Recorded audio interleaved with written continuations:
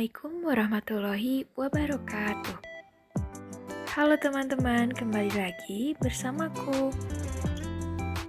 Video kali ini berisikan tentang wawancara dengan salah satu tokoh pemimpin yang ada di lingkungan sekitarku. Selain wawancara, di video kali ini juga terdapat hasil analisis mengenai gaya kepemimpinan. Selamat menyaksikan.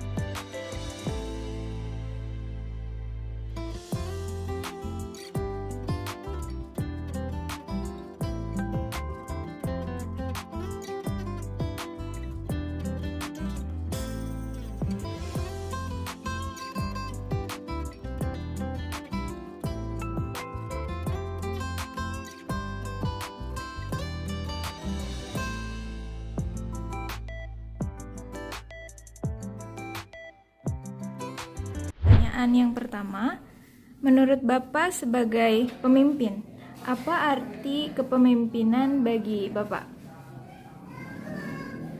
Pemimpinan adalah satu jabatan yang harus dipundak oleh seseorang dalam suatu lingkungan, baik itu lingkungan pemerintah, lingkungan instansi ataupun kemasyarakatan lainnya.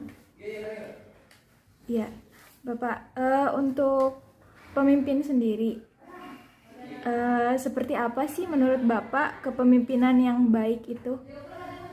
Pimpinan yang baik tergantung kepada 3 permasalahan, yaitu dedikasi, loyalitas, dan integritas satu orang.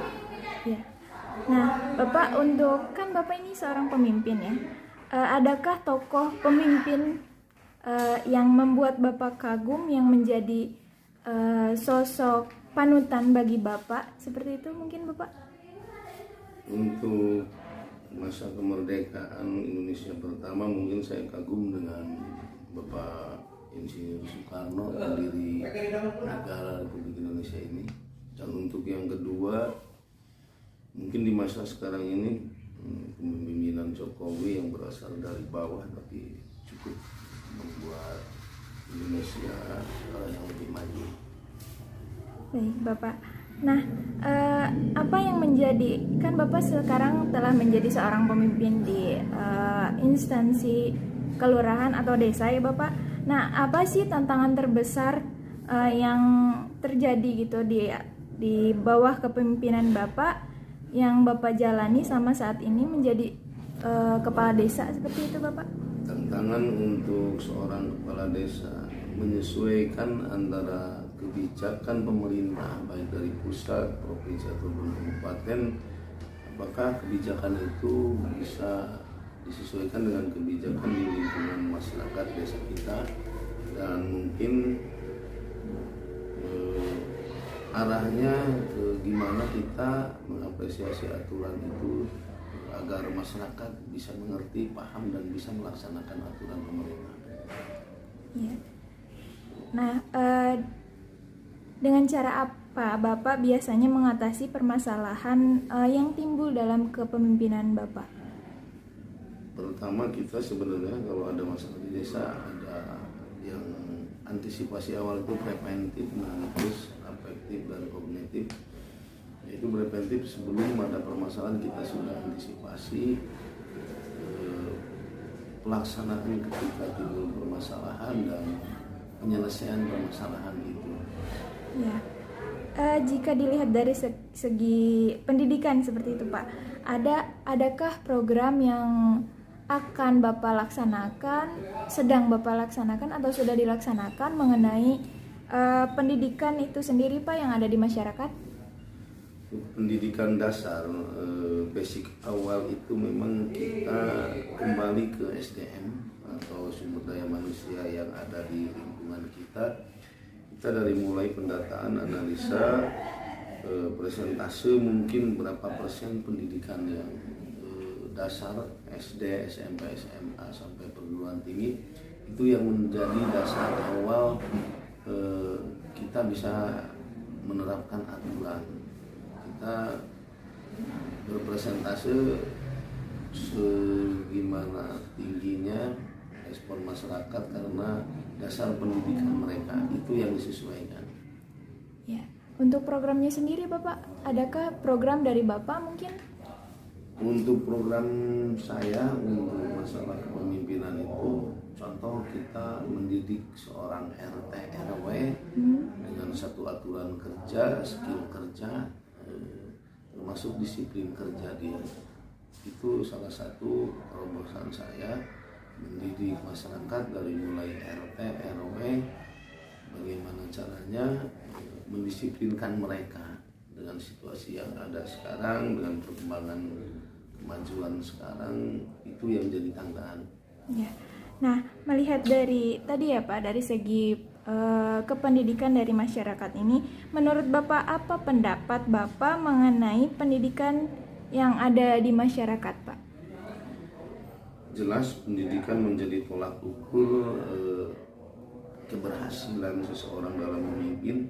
Ketika yang dipimpinnya itu pendidikannya rendah, itu sangat sulit untuk kita edukasi ke mereka sesuatu aturan, suatu kebijakan atau merubah budaya itu dari yang tidak bagus menjadi bagus, karena dasarnya pemikiran mereka, dasar pendidikannya tidak memadai. Makanya kita bisa presentasi ketika kita bicara dengan masyarakat yang pendidikannya SD, SMP, SMA itu atau perguruan tinggi, dalam suatu permasalahan kita menjelaskannya mungkin ada bobot dari basic atau penerima yang kita hadapi. Ya, kalau menurut Bapak sendiri pendidikan itu penting atau tidak Bapak?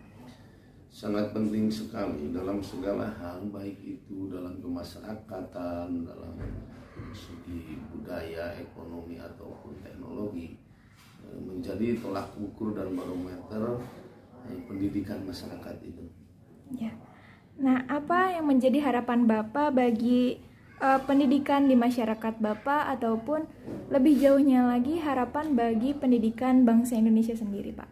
Harapan saya dengan program pemerintah yaitu wajib belajar dari mulai 9 tahun sekarang sampai wajib belajar 12 tahun itu sangat potensial dan memang perlu dilakukan, karena kan kemajuan suatu negara, kemajuan suatu lembaga mungkin berpatokan dari pendidikan masyarakatnya itu sendiri.